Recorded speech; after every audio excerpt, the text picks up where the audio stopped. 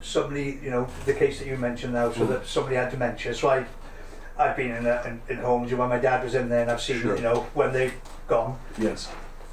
How would you be? So let's just say now I want to contest a very late drawn up will like that. How would you actually prove the fact that the person made the will against their will, if that makes sense?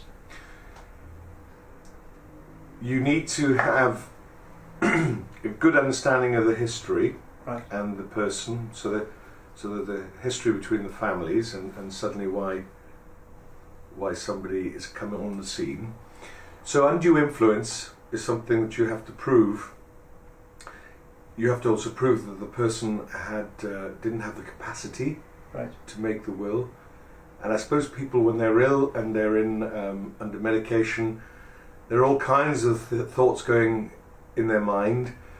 And what should happen is somebody says, I've forgiven my daughter. I understand that this may look very erratic, but I've forgiven her, and I think that she should have half of the estate or whatever. I want to go to my maker with a clear conscience.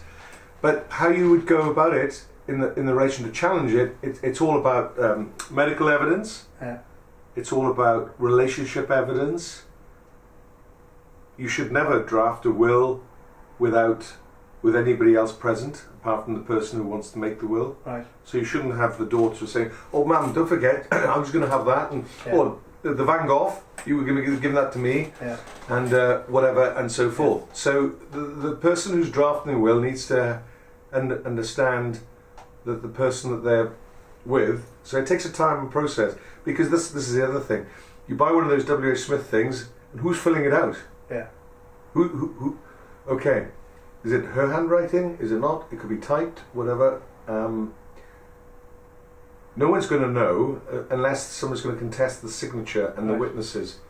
So that will could have been drafted well before by somebody who is undue influence.